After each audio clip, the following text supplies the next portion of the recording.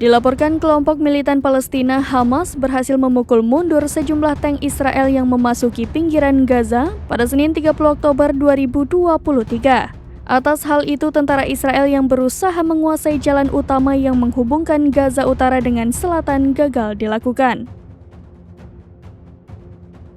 Kepala Kantor Pemerintahan Hamas di Gaza, Salama Ma'aruf mengatakan kejadian yang terjadi di Jalan Salah al-Din merupakan serbuan beberapa tank tentara pendudukan dan sebuah bulldozer. Serangan terbaru Israel menyebabkan tank Israel merangsek masuk 3 km ke wilayah Gaza. Diketahui sebelum Hamas memukul mundur, tank Israel justru menembaki mobil sipil di Jalan Salah al-Din.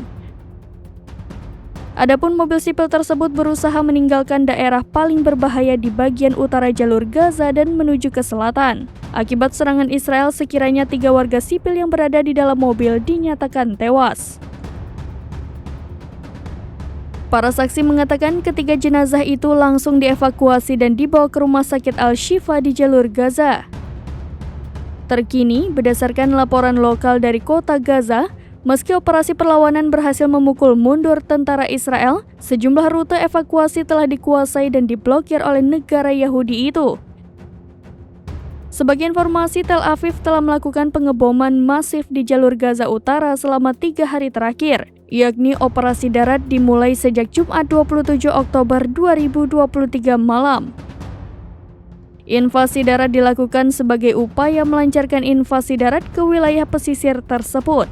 Terkait dengan hal itu, faksi-faksi perlawanan Palestina secara sengit menghadapi pasukan Israel selama 3 hari. Selain itu, pada Senin 30 Oktober 2023 pagi, Brigada Al-Qassam mengumumkan serangan roket diluncurkan ke beberapa pemukiman di dekat perbatasan Gaza. Di sisi lain, Bulan Sabit Merah Palestina juga melaporkan terjadi serangan udara Israel yang intens di wilayah Tal Al-Hawa di Gaza, tempat Rumah Sakit Al-Quds berada.